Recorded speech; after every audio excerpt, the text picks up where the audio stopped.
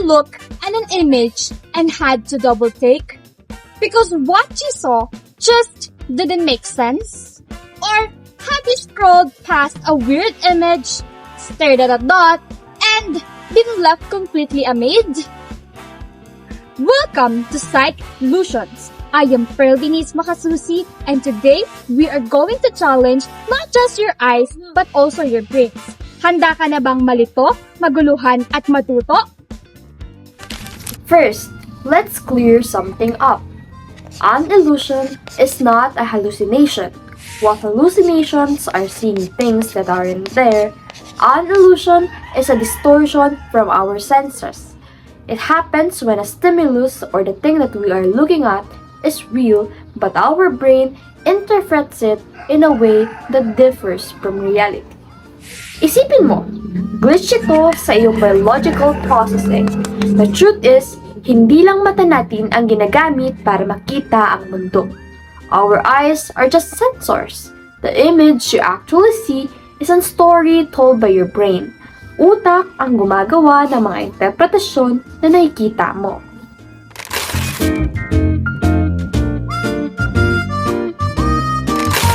There are many types of illusions. The first that we are going to explore is the after-image effect. In a opponent process theory, it states that inside your eyes, you have color-detecting cells called photoreceptors. These cells are used for specific colors. So when you stare at one color for too long, those cells get tired. When you look away, the fresh cells takes over, causing you to see the complementary or the opposite colors. So, let's try it. Stare at the dot in the center of the image and try not to blink. Give your focus for 20 seconds and make sure not to blink. Okay?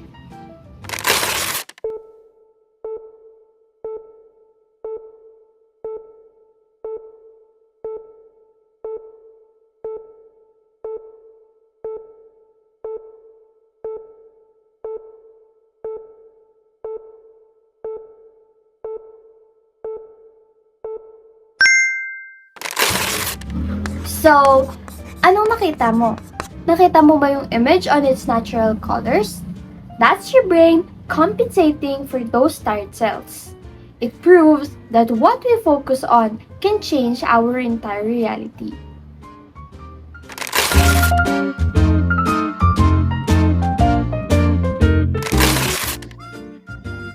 For our second trick, we're moving from your eyes to your attention. This is called change blindness. It occurs when a person fails to notice a significant change in a visual stimulus because the change happens during a brief interruption. This happens because our brain can process everything at once.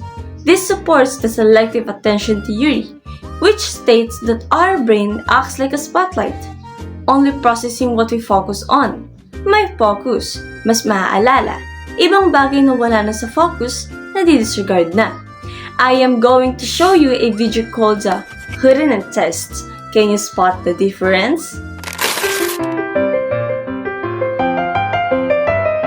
Clearly, somebody in this room murdered Lord Smythe, who, at precisely 3:34 this afternoon, was brutally bludgeoned to death with a blunt instrument. I want each of you to tell me your whereabouts at precisely the time that this dastardly deed took place. I was polishing the brass in the master bedroom. I was buttering his lordship's scones below stairs, sir. Why, I was planting my petunias in the potting shed. Constable, arrest Lady Smythe.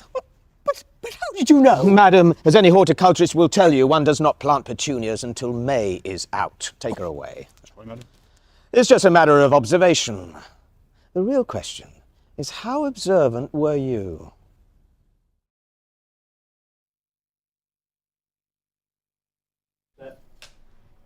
And action.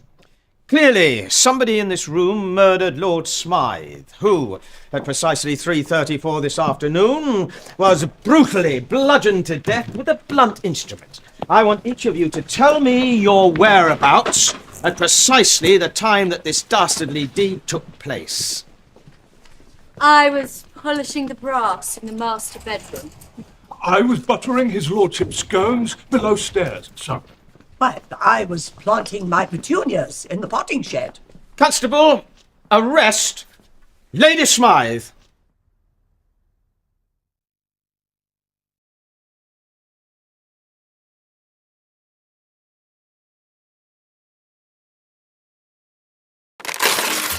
Did you see it? Did you notice how the objects and even the people change while you were focused on the man speaking?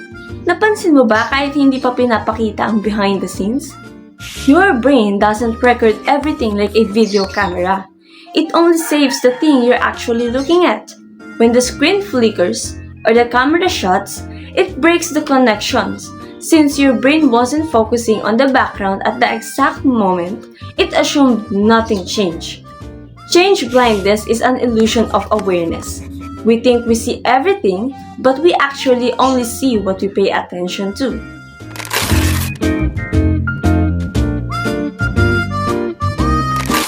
Now, if you find this topic interesting, let's proceed to another illusion, the Thatcher effect. Take a look at this upside down face. Looks pretty normal, right? Now, let's flip it right side up. Terrifying, right? Welcome to the Thatcher effect. This illusion is an optical glitch where distortions in face, specifically inverted eyes and a mouth, are super difficult to detect when the image is upside down, but look completely creepy when right side up. Bakit nga ba nangyayari ito? Simple lang. Kapag nakatayo ng tama ang isang mukha, binabasa agad ito ng utak natin as one complete picture. Pero kapag baliktad ang mukha, nag-e-error o nalilito ang face detector ng utak natin. Imbis na tignan ng kabuuan, tinitignan na lang niya ang mga parts isa-isa. Dito nalabas ang holistic versus featural processing. Holistic is reading the whole face, featural is reading part by part. Dahil ang ibang features gaya ng mata at bibig tama naman tignan, nag-a-assume agad ang utak na mo na normal lang ang picture as a whole. Hindi nito pinapansin na hindi tama ang parts kapag naka-normal ang tayo nito.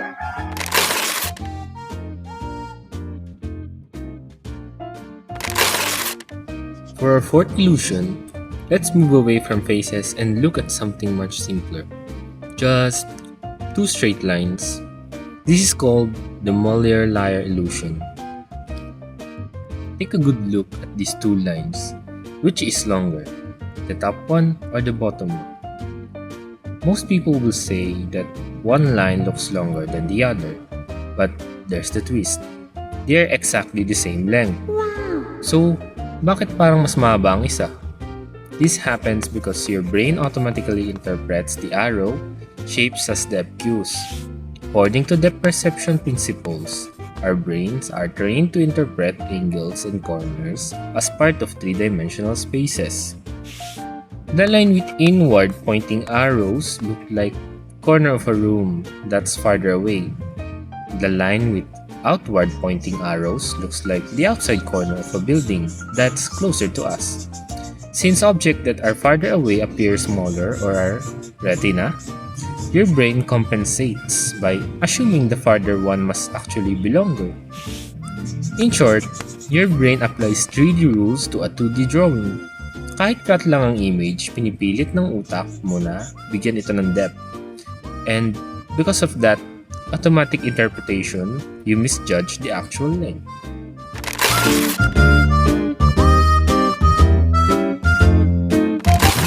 Have you ever noticed that the moon looks bigger when it's near the horizon, but smaller when it's high up in the sky? This is called the moon illusion. So here's the thing. The moon's physical size doesn't actually change. The image hitting your retina stays almost the same. What changes is your perception. One explanation is the flattened sky theory. Because of environmental cues like trees, buildings, and mountains, the horizon feels farther away than the empty sky directly above you. also called the zenith. So, when the moon is there na horizon, your brain interprets it as being more distant. Now, if we apply apparent distance theory, it is something that looks farther but doesn't look smaller. Your brain assumes it must be bigger, so your mind scales up the moon near the horizon. But context also plays a huge role. Through depth cues, surrounding objects affect interpretation. When the moon sits beside small, detailed objects like houses or trees, it looks like massive. In comparison, which is similar to the relative size principle seen in the Ebbinghaus effect. But when it's high in the sky, surrounded by empty space, it suddenly looks tiny. In short, our perception of size depends on how far away we think something is. The moon doesn't change, our brain interpretation does.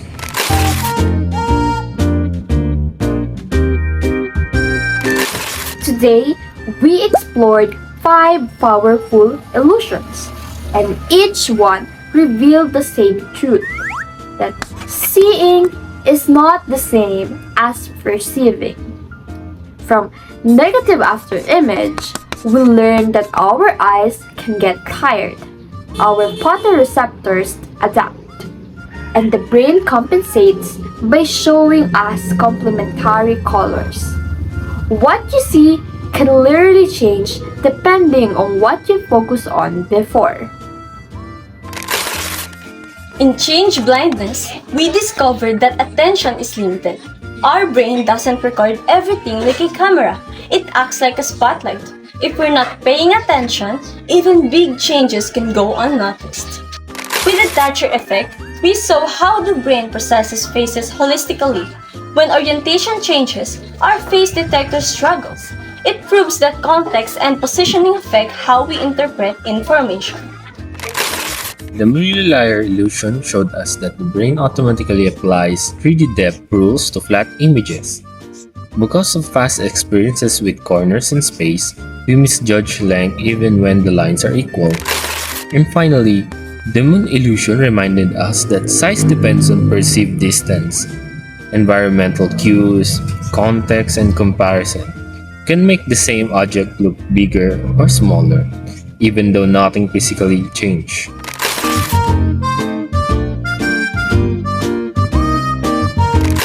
So, what are the key takeaways? First, perception is constructive. Your brain doesn't just receive information, it interprets it. Second, context matters. Surroundings, focus, and prior experiences all shape what we think and what we see. And third, attention is limited. What we miss can be just as important as what we noticed. And these lessons don't just apply to illusions. In real life, change blindness explains why eyewitness testimonies can be unreliable. Depth and size illusions influence architecture, art, and graphic design. Color adaptation affects digital media, marketing, and even screen design.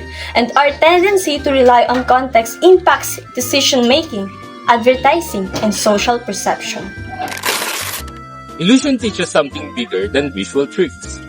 They reveal that the human mind uses efficient and powerful shortcuts, but shortcuts that sometimes create errors. So next time that you look into something and you feel unsure, remember that the eyes gather the data and the brain writes the story.